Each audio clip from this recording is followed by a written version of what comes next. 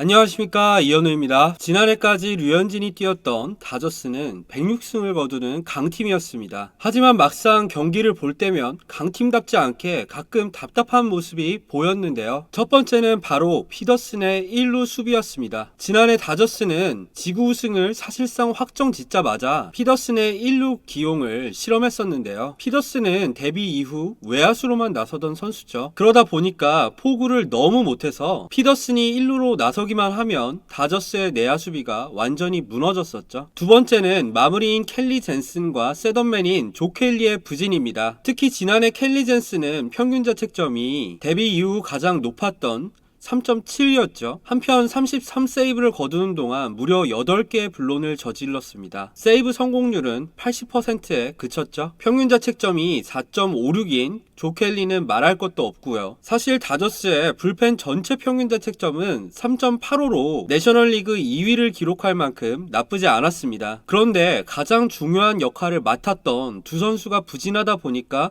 경기 후반으로 갈수록 불안했었죠. 하지만 이제 류현진이 토론토로 가면서 이제 류현진의 등판 경기를 시청하시는 분들은 한시름 덜게 될 것 같습니다. 왜냐하면 토론토에는 지난해 23세이브를 거두는 동안 블론은 한 번밖에 저지르지 않았던 특급 마무리 투수가 있기 때문입니다. 바로 켄 자일스죠. 자일스는 지난해 53이닝을 던지는 동안 2승 3패 23세이브, 평균 자책점은 1.87을 기록했습니다. 우선 자일스가 기록한 1점대 평균 자책점은 지난해 30개 구단의 마무리 투수 가운데 5명밖에 달성하지 못한 기록이었고요. 세이브 성공률 95.8%는 마무리 투수 가운데 가장 높은 기록이었습니다. 한마디로 말해서 지난해 자일스는 메이저리그 전체에서도 5손가락 안에 두는 마무리 투수였다는 거죠. 자일스의 가장 큰 특징은 190cm, 95kg에 달하는 체력에서 나오는 불같은 강속구입니다. 지난해 자일스의 패스트볼 구속은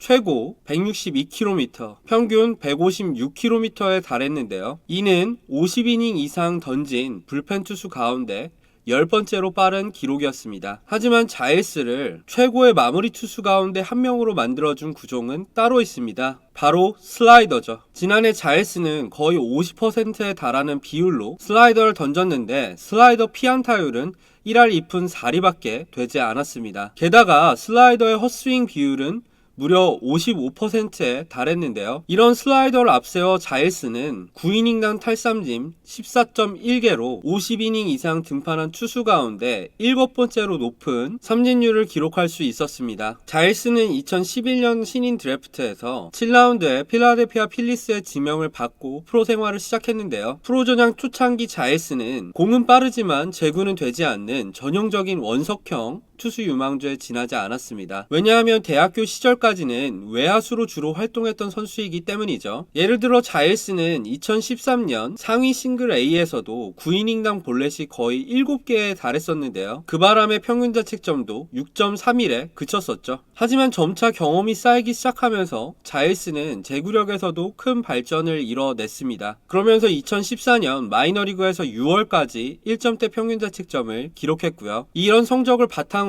메이저리그에 콜업된 후에도 45.2이닝 동안 평균 자책점 1.18이라는 뛰어난 성적을 남겼습니다. 그리고 이듬해인 2015년에도 70이닝 동안 6승 3패 15세이브, 평균 자책점 1.80을 기록했죠. 당시 마무리 투수가 필요하던 휴스턴 애스트로스는 이런 자일스를 마크 어펠과 벨라스케스를 포함해서 5명의 유망주를 주면서까지 필라델피아로부터 영입을 했는데요. 자일스는 정작 휴스턴으로 이적한 2016년에는 4점대 평균 자책점으로 부진했고요. 이듬해인 2017 시즌에는 정규 시즌까지는 34세이브, 평균 자책점 2.30으로 나쁘지 않았었는데 포스트 시즌 들어 7.2이닝 동안 17점, 평균 자책점은 11.74를 기록하면서 완전히 무너졌었습니다. 그리고 이 여파로 2018 시즌 초반에도 평균 자책점 4.99로 부진을 면치 못했죠. 당시 자일스의 가장 큰 문제점은 멘탈이었습니다. 2017 포스트 시즌에 이어 2018 시즌에도 부진하자 자일스는 자신의 얼굴을 주먹으로 때리는 등 멘탈이 완전히 무너지는 모습을 보였죠. 심지어 6월에는 교체하러 올라온 당시 휴스턴 감독이었던 힌치에게 한바탕 욕설을 퍼붓고 마운드를 내려오기도 했습니다. 그러자 즉시 자일스는 트리플 A로 강등이 됐고요. 당시 가정폭력으로 무리를 일으키면서 출전 정지 징계를 받았던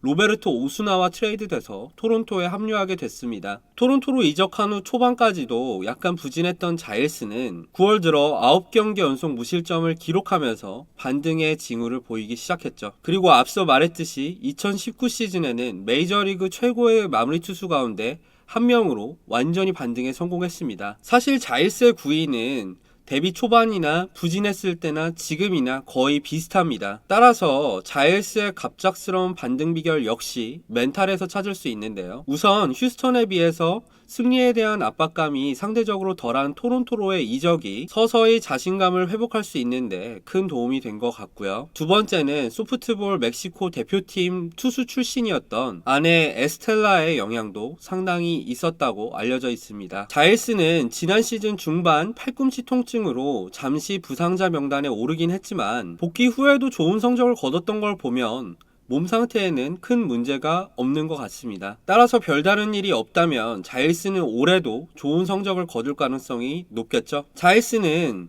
지난 11일 인터뷰에서 류현진 영입에 대해 류현진이 오면서 젊은 선수들의 생각이 바뀌었다. 젊은 투수들이 그로부터 경험을 전수받게 될 것이다. 이렇게 류현진 선수의 영입을 반겼고요. 한편 지난 18일에는 지난 시즌 리그를 지배한 류현진의 투구를 지켜볼 준비가 됐다. 류현진의 승리는 언제나 내가 지키겠다. 이렇게 말하기도 했습니다. 리그 최고의 마무리 가운데 한 명이 이렇게 얘기를 해주니까 정말 든든하죠. 이런 자일스의 존재는 류현진에게도 큰 힘이 될 것으로 보입니다. 그러면 중계를 보는 팬들도 지난해보다 훨씬 더 편안한 마음으로 경기 후반을 지켜볼 수 있겠죠. 이번 영상은 여기까지입니다. 재밌게 보신 분들은 좋아요와 구독, 댓글까지 부탁드리겠고요. 지금까지 시청해주신 분들 모두 감사합니다.